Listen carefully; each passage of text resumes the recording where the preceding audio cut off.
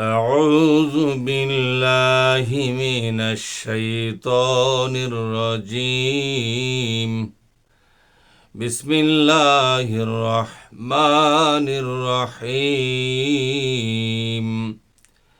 تبارك الذي جعل في السماء بروجا وجعل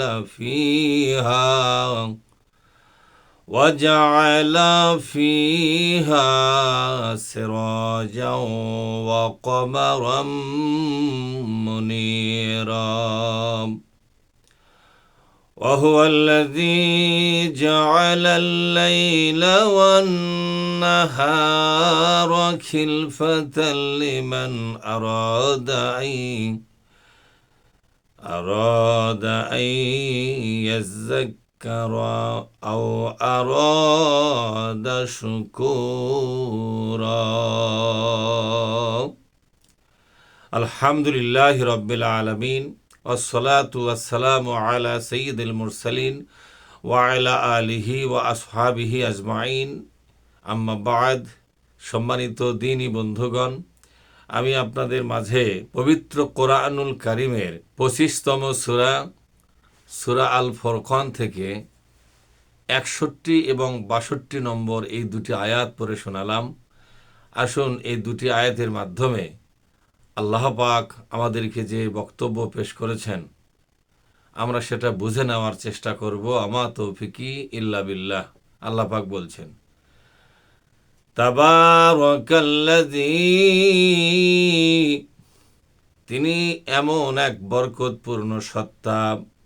এখানে তাবারক শব্দটি বহুবচন, সমস্ত কল্যাণ, সমস্ত সম্মান, সমস্ত সুযোগ সুবিধা, সমস্ত মর্যাদা যার হাতের মুঠোর মধ্যে, তিনি হলেন আসল তাবারকের মালিক।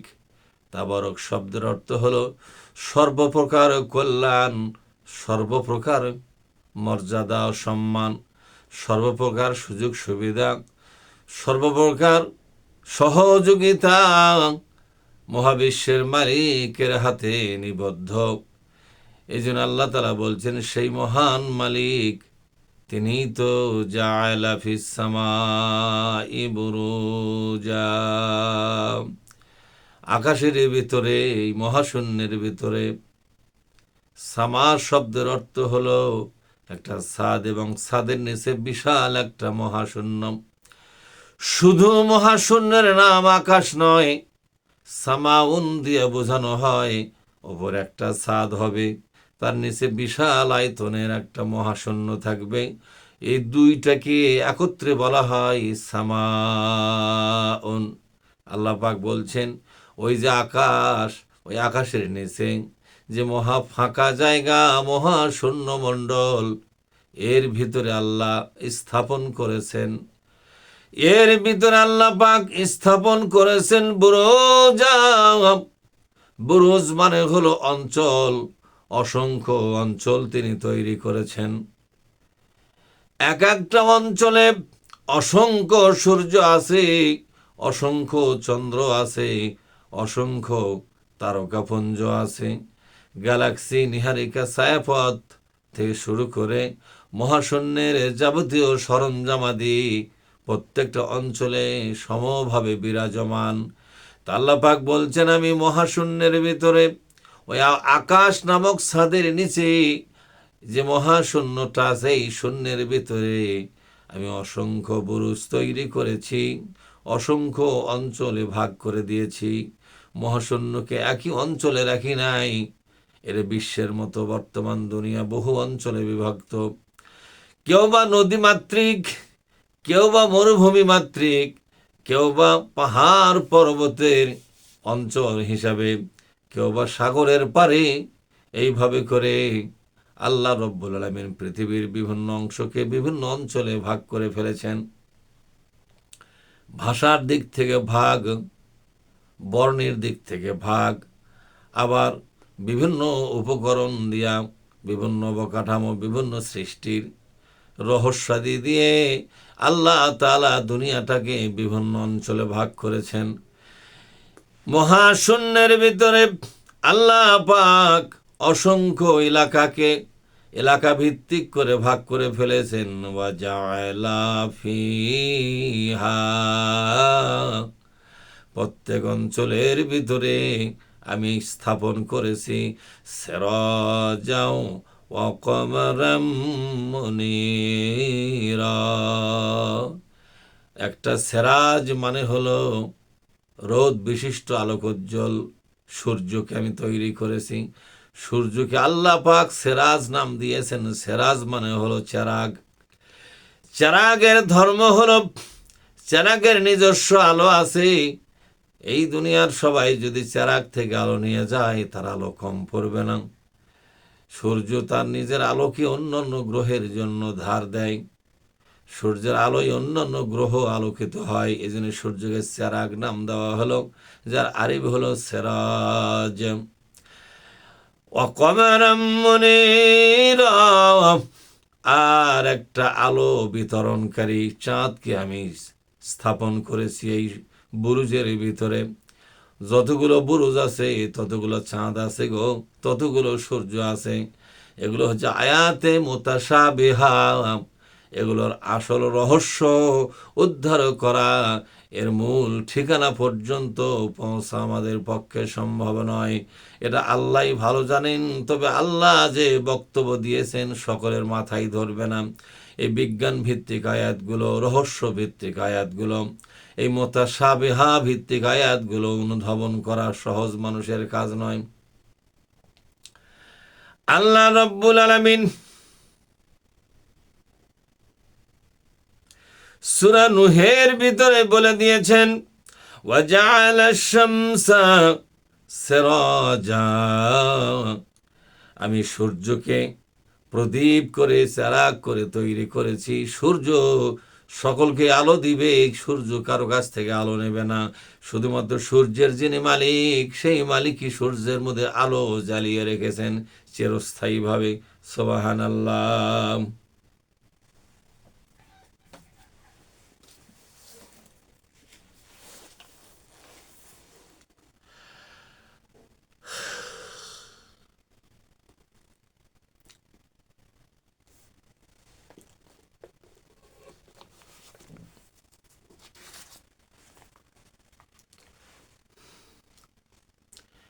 এই আয়াতের রেফারেন্স হিসাবে আল্লাহ রাব্বুল আলামিন সূরা আল হিজর, যেটা 15 নম্বর সূরা, এই 15 নম্বর সূরা 16, 17 এবং 18 নম্বর এই তিনটি আয়াতের মাধ্যমে আল্লাহ রাব্বুল আলামিন যে মেসেজগুলো দিয়েছেন, এই মেসেজগুলো যদি আমরা পড়তাম, বুঝতাম, তাহলে সূরা ফুরকানের 61 এবং 62 নম্বর দুটি আয়াত আমাদের কাছে খুবই সহজ হয়ে যেত। সূরা হিজরের 16 নম্বর আয়াতের মধ্যে আল্লাহ পাক ঘোষণা দিলেন, ওয়ালাকাদ জাআলনা ফিস সামাই বুরুজাও ওয়া যায়্যানাহা লিন-নাযিরিন। আল্লাহ পাক বলছেন, আমি এই মহাশূন্যের ভিতরে ওই আকাশ নামক ছাদের নিচে যে মহাশূন্য, এই মহাশূন্যের ভিতরে, মহা ফাঁকার ভিতরে আমি আল্লাহ রব্বুল আলামিন অসংখ্য বুরুজ তৈরি করেছি। বুরুজ এটা হলো বহু বচন, একটা দুটা নয়। মানুষের গণার সাধ্যের বাইরে। মানুষ কোনোদিন এই বুরুজকে সংখ্যা দিয়ে গণনা করে শেষ করতে পারবে না। অসংখ্য বুরুজ তৈরি করেছি, এবং প্রত্যেকটা বুরুজ নামক অঞ্চলগুলোকে আমি সৌন্দর্য বর্ধন করেছি। ওয়াজাইয়ান্নাহা, এটাকে সৌন্দর্য মণ্ডিত করেছি তারকাপুঞ্জ দিয়া, গ্রহ উপগ্রহ দিয়া, এগুলোকে সৌন্দর্য মণ্ডিত করেছি। অসংখ্য গ্যালাক্সি, নীহারিকা, ছায়াপথ এবং উল্কাপিণ্ড দিয়া এগুলোকে আমি সমৃদ্ধশালী করেছি। আল্লাহ পাক বলছেন, লিন-নাযিরিন, যারা মহাশূন্যের দিকে তাকাবে, চোখ ফিরে আসবে, হৃদয়ের শান্তি এবং মজা নিয়ে ফিরে আসবে। প্রশান্ত হবে তার ভেতরকার কলিজা এবং মন, প্রশান্ত হয়ে মহাশূন্য থেকে তার চোখটা ফিরে আসবে মহা শান্তি নিয়া, মহা তৃপ্তি নিয়া। আল্লাহ পাক বলছেন, জাইয়ান্নাহা লিন্নাজিরিন, যারা দর্শক, মহাশূন্য যারা দেখতে চায় তাদের কলিজায় শান্তি প্রতিষ্ঠা হবে। সুবহানাল্লাহ। এরপর আল্লাহ পাক বলছেন, ওয়া হাফিজনাহা মিন কুল্লি শাইতানির রাজিম। আল্লাহ পাক সূরা আল হিজরের 17 নম্বর আয়াতের মধ্যে কি সুন্দর করে বললেন, ও হাফিজনাহা, আমি এটা নিজেই হেফাজত করি, আমি এটা নিজেই সংরক্ষণ করি। হাফিজনা মানে জমা মোতাকাল্লিমের সিগা, যেটাকে ইংলিশে ফার্স্ট পারসন বলা হয়, ফার্স্ট পারসন প্লুরাল নাম্বার। আল্লাহ পাক বলছেন, ও হাফিজনা, আমি নিজেই এটা সংরক্ষণ করি, দেখভাল করি, এটাকে সুরক্ষা দিয়ে থাকি।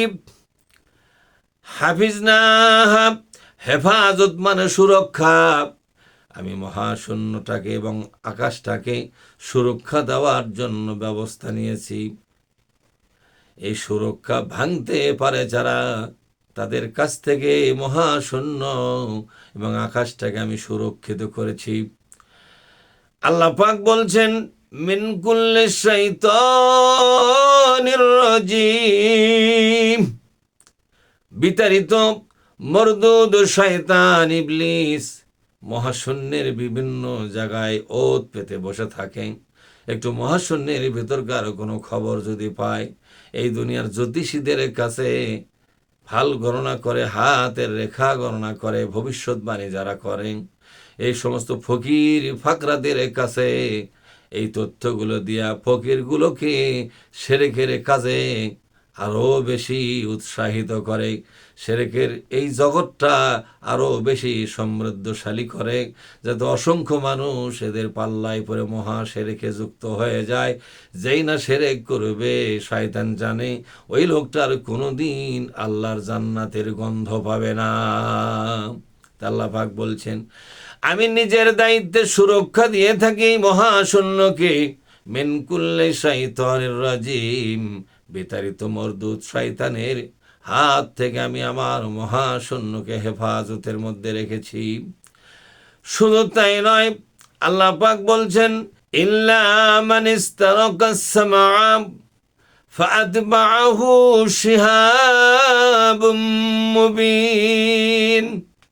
আল্লাহ রব্বুল আলামিন বলছেন সূরা আল হিজরের 18 নম্বর আয়াতের মধ্যে আল্লাহ পাক বললেন, যে ব্যক্তি মহাশূন্যটাকে, আল্লাহ পাক বলছেন, ইল্লা মান ইস্তারাকাস সামআ, যদি কেউ চুরি করে মহাশূন্যের ভিতরকার অদৃশ্যের খবরগুলো জানার চেষ্টা করে, আরিফিতে থেকে এই মহাশূন্যের কোথাও না কোথাও বসে থেকে শয়তানদের কোনো একটা দল বা কোনো একটা গোয়েন্দা টিম, এরা যদি মহাশূন্যে আল্লাহ পাক ফেরেশতাদের মাধ্যমে যে মেসেজগুলো দিয়েছেন, ফেরেশতারা সেই মেসেজগুলো, সেই অর্ডার শিটগুলো একজন আর একজনের কাছে ট্রান্সফার করে দেয়।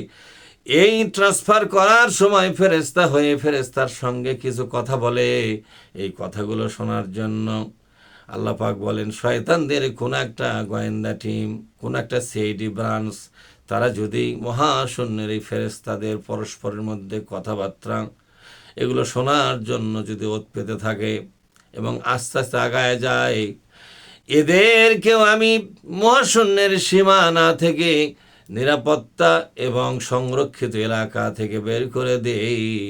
আল্লাহ পাক বলছেন, কিভাবে বের করে দেই, ফাআতবাআহু শিহাবুম মুবিন, আমি তাদেরকে সুস্পষ্ট জ্বলন্ত উল্কা পিণ্ড নিক্ষেপ করে আমি তাদেরকে মহাশূন্যের সংরক্ষিত এলাকা থেকে বের করে দেই, যাতে তারা মহাশূন্যের ভিতরে এক ফেরেশতা আর এক ফেরেশতার সাথে, একদল ফেরেশতা আর একদল ফেরেশতার সাথে তারা যে কথাবার্তা বলবে, আদান প্রদান করবে তথ্য সমূহের, আল্লাহর হুকুমগুলোকে আদান প্রদানের মাধ্যমে সবার দায়িত্ব বুঝে দিবে। এই আলোচনাটুকু শুনতে চেষ্টা করবে যে শয়তানের গ্রুপ, আমি আল্লাহ পাক আকাশ থেকে উল্কাপিণ্ড পাঠাইয়া তাদেরকে বিদায় করে দেই। সুবহানাল্লাহ। আল্লাহ রাব্বুল আলামিন এইভাবে করে মহাশূন্যকে সংরক্ষণ করেছেন শয়তানের কাছ থেকে।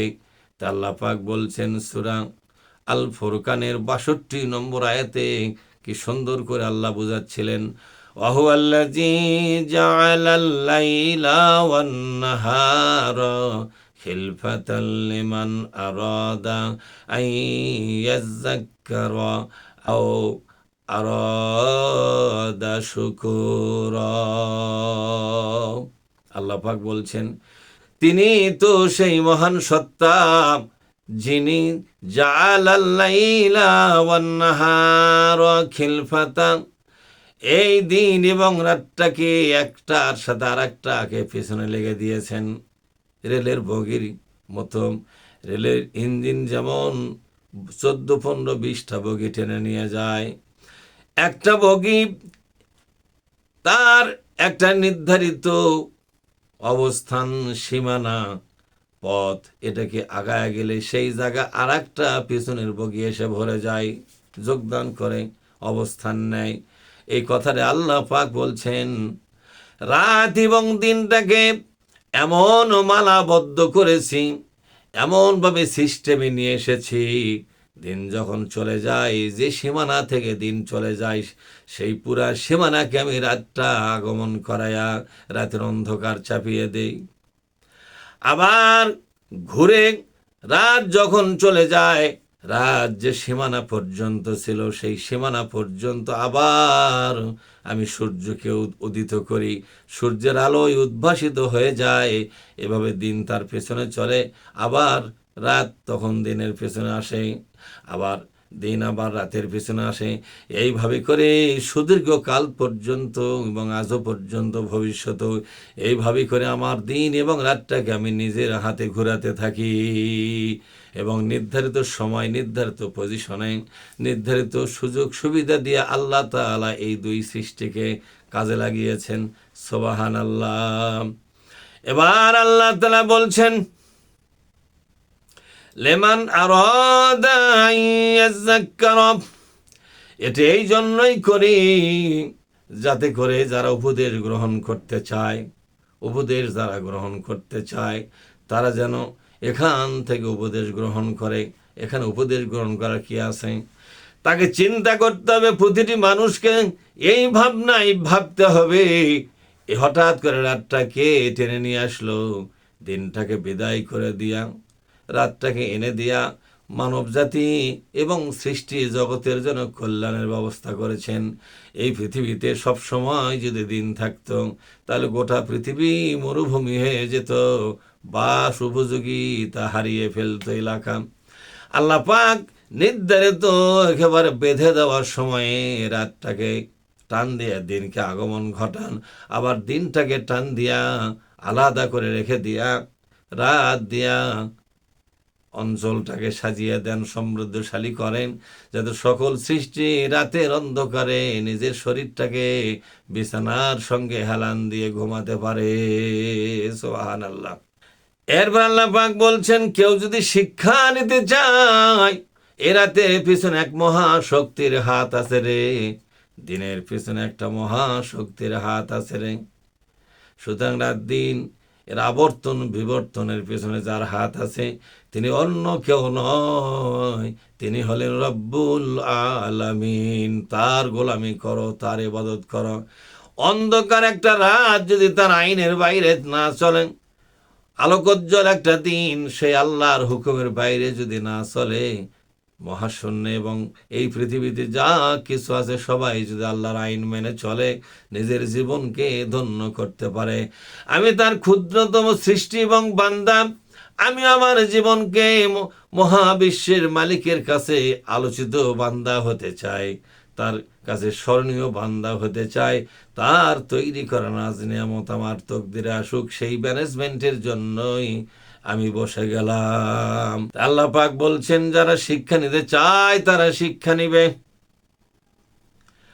অথবা আরাদা শুকুর, অথবা কৃতজ্ঞশীল বান্দা হবে, জীবন দিয়ে হলো আল্লাহর প্রশংসা করবে, বলবে আল্লাহ তুমি এমন মহাবিজ্ঞানী, এমন মহাবিজ্ঞানী তুমি, তোমার পক্ষেই সম্ভব এই বিশ্ব জগৎ নির্মাণ করা, তৈরি করা।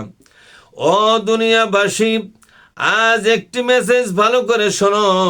এত বড় সৃষ্টি জগতের আবর্তন বিবর্তনের ভেতরেও মহান আল্লাহকে যদি চিনতে না পারো, এ ব্যর্থতা আমাদের সকলের জন্য হবে জাহান্নামে যাওয়ার কারণ। মহান আল্লাহ পাক এই কথাগুলোকে বুঝে নতুন করে মুসলমানি জিন্দেগি যাপন করার তৌফিক দান করুন। আল্লাহুম্মা আমিন।